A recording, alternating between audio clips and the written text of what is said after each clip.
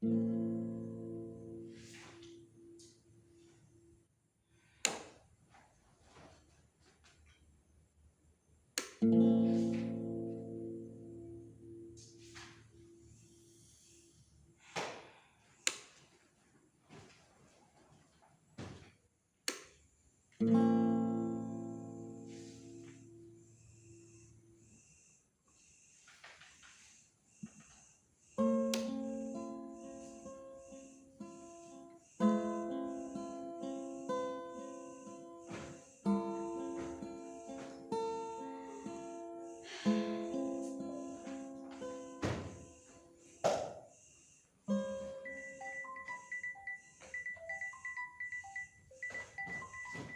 Handphone.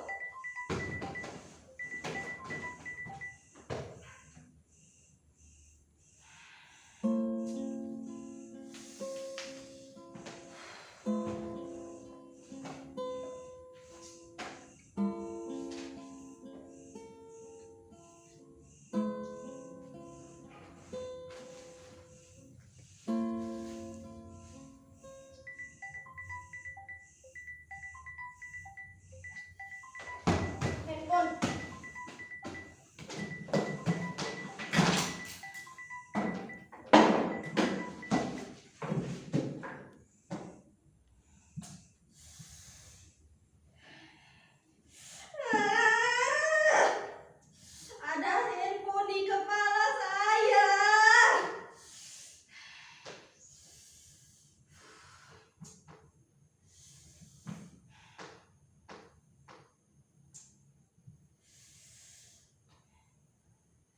Setiap malam, setiap kali saya membuka buku-buku ini, setiap kali saya mencoba khusyuk membaca, tiba-tiba terdengar suaranya.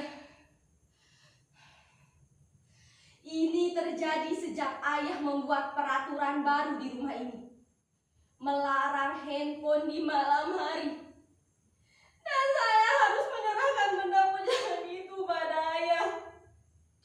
Maka saya akan duduk di bangku ini, menghadapi buku-buku bisu dan tak asik ini, sampai saya tertidur.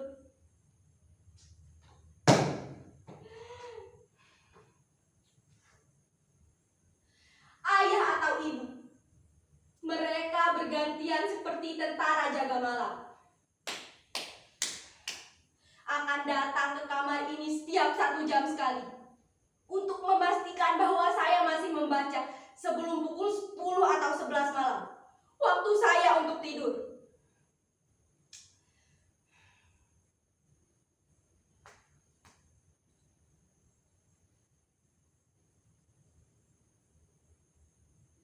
Pintu itu tak boleh saya kunci sebelum jadwal tidur tiba. Ini peraturan kedua. Nah, sebentar lagi, sekitar 15 atau 20 menit lagi, salah satu di antara mereka akan patroli datang ke kamar ini. Itu artinya saya harus berada di bangku itu, membaca.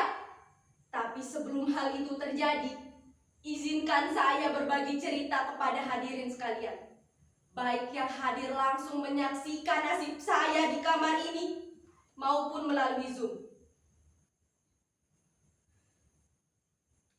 Saya sendiri bukannya tak berusaha, bahkan segala daya upaya sudah saya kerahkan untuk bisa membaca buku dengan khusyuk dan bahagia.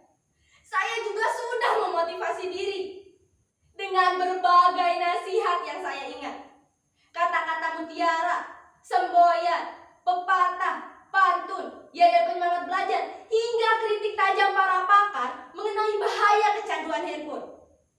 Tetapi herannya, hal-hal yang dipakai orang untuk memotivasi diri tak juga membesarkan semangat dan gairah saya membaca. Kalaupun berhasil, hanya bertahan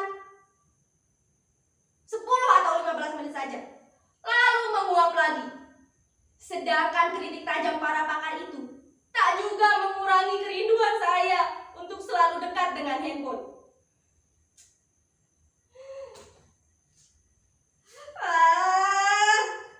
Kalau saja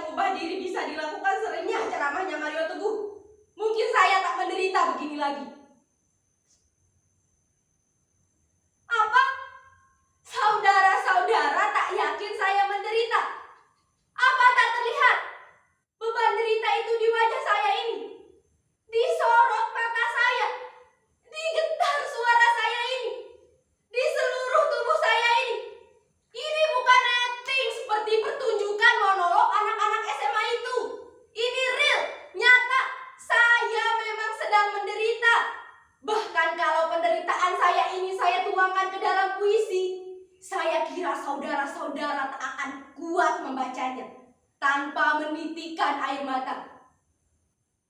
Tak percaya?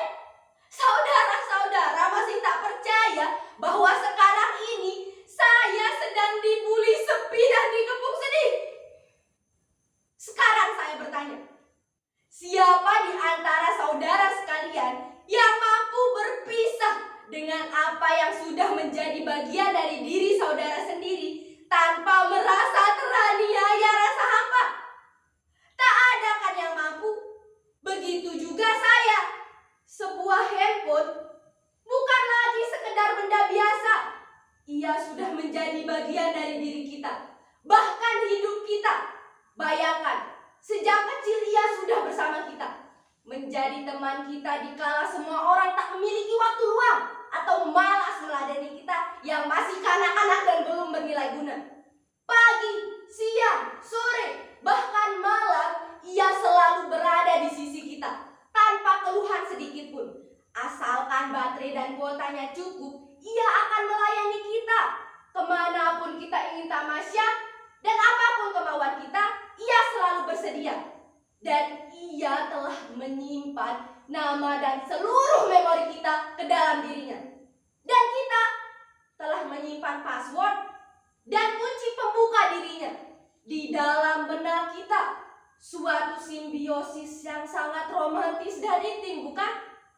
Bahkan kita bisa lebih dekat dan nyaman dengan dirinya daripada dengan sesama kita.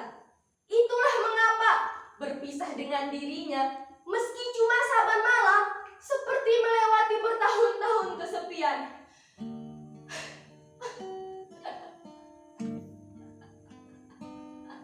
Oh, handphoneku, betapa panjang dan berat jalan yang harus kutempuh untuk kembali bersamamu.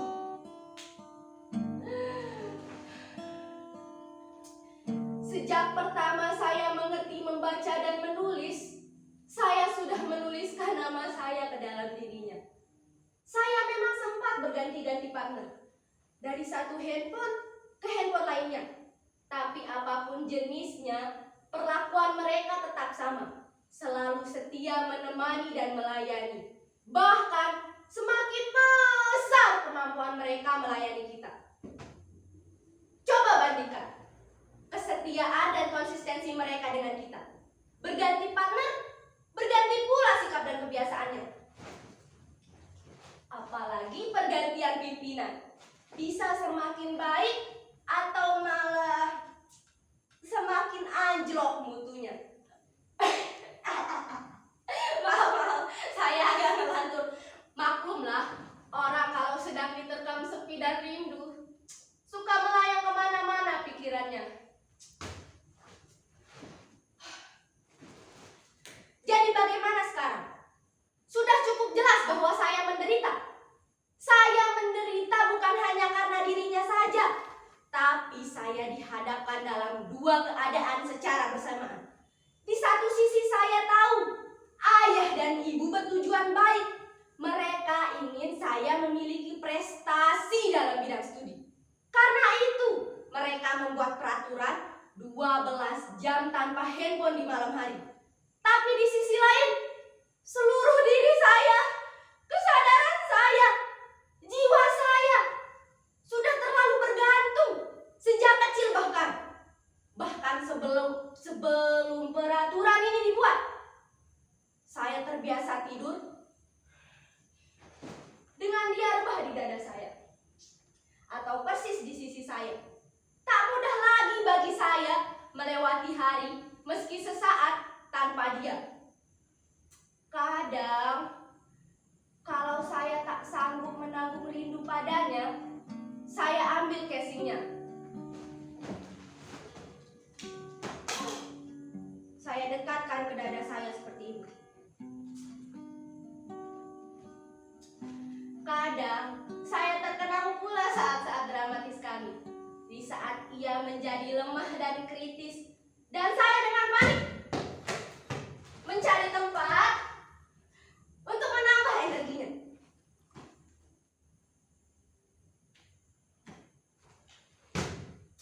Tak ada yang lebih membahagiakan mendengar suara renyah dan riangnya. Bertamasya dengannya kemanapun saya ingin mengunjungi situs-situs atau menikmati menu-menu lezat yang ditawarkannya. Ia membuat hidup ini menjadi amat mudah, simple, cepat, dan ia tak akan membiarkan kita menunggu lebih lama. Ia dapat membahagiakan kita tepat di saat kita menginginkannya. Ia dapat memberitahu kita dengan cepat tanpa perlu kita mengerahkan tenaga. Bahkan kini ia memiliki banyak sarana yang dapat menjamin kesejahteraan dalam tempo yang sesingkat-singkatnya. Jadi bagaimana bisa saya berlama-lama dengan buku-buku bisu ini untuk menatah masa depan? Ini sangat menghabiskan waktu, tenaga, dan pikiran. Sedangkan kita hidup di masa yang sangat bergantung pada kecepatan dan keringkasan. Siapa yang tidak bisa cepat dan ringkas akan ditinggalkan, akan menjadi fosil penghuni museum peradaban. Saya sebenarnya pernah hampir berhasil tidak terlalu bergantung padanya, selain untuk hal-hal penting saja. Tapi saat saya memergoki ayah dan ibu pada suatu malam, begitu asik dan intim dengan handphone masing-masing, saya jadi merasa dihianati. Sejak saat itu, kemampuan saya untuk berpisah dengannya semakin menurun. Bahkan kini, ia sudah menjadi bagian dari diri saya, menjadi bagian dari kepala saya, menjadi bagian dari jantung saya. Saya sudah lama kala mencintainya.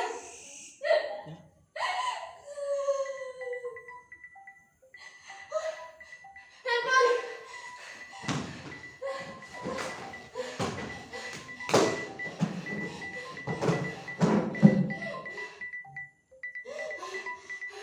Jangan terlalu dalam mencintainya, atau kalian akan menderita seperti saya.